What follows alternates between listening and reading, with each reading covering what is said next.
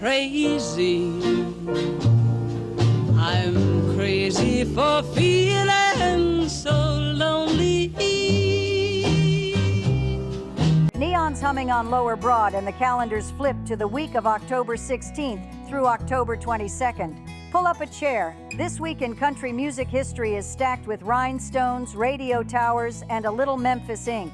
Let's open in Nashville, October 16th, 1961. Decca cuts loose a single that would change two careers at once. Patsy Cline, still healing from that awful June car wreck, releases Crazy, written by a hungry Texas songwriter named Willie Nelson. It's a country-politan rose with barroom thorns, Owen Bradley's piano walking soft, Patsy's voice riding high and sure like she'd never seen a steering wheel, a dashboard, or a hospital bed. That record climbs to number 2 country and breaks the pop top 10. And out in radio booths from WSM in Nashville to WDGY up north, you could hear DJs stop mid-sentence just to let her hold that note.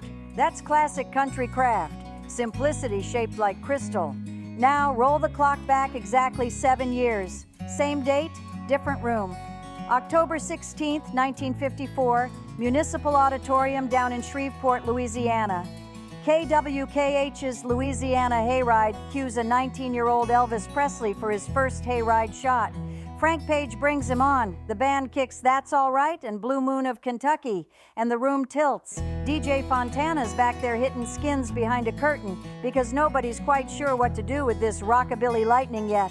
Folks call the hayride the cradle of the stars, and on this night, it earns the name. For country radio and stage history, that's a hinge moment. Slide up a day to October 17th, 1954, Memphis, 706 Union Avenue. John R. Cash and the Tennessee Two step into Sun Records and sign with Sam Phillips. It's just paper and ink, but it's also a map to Cry, Cry, Cry, Folsom Prison Blues, and I Walk the Line. Phillips will nudge John R. into Johnny Cash, and the Man in Black will carry the freight of working-class stories for half a century.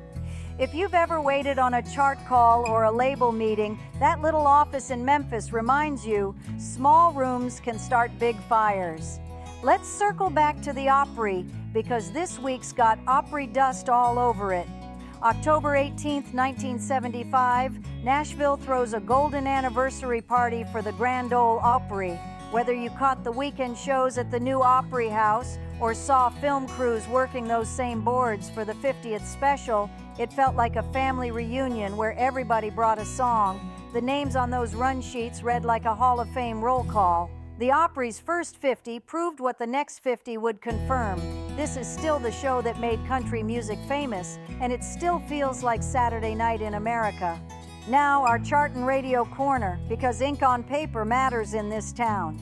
Glen Campbell's Gentle on My Mind spends 1967 and 68 sneaking up the country album chart like a cat on a screen door. First a hit single, then an LP that just won't quit.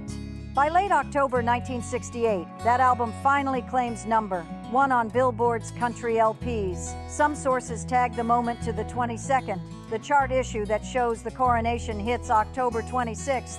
Either way, count it as this week's victory lap for the Wrecking Crew's Quiet Thunder and Campbell's Velvet Twang. That record opens the chute for a stampede. By the time I get to Phoenix, Wichita linemen, all the way to TV lights and arenas. Opry and Stage Moments. We've already danced with the Hayride and the 50th. Let's tip our hat to how stages shape songs. Patsy's Crazy wasn't just a studio cut. It's the reason she could stride into Carnegie Hall that November and bring the Opry to Midtown Manhattan like it was 2nd Avenue in Nashville. Lightning rundown before we park the bus. October 20th, 1983, we lose Merle Travis in Tahlequah, Oklahoma, writer of 16 Tons, architect of that thumb and finger roll that still rings from thumb-picked parlor guitars to big-bodied Martins. And for context, back in 1966, Eddie Arnold was elected to the Country Music Hall of Fame, youngest living inductee at the time, proof that Nashville will honor a man while he's still passing the hat around the circle. So what's the through line this week?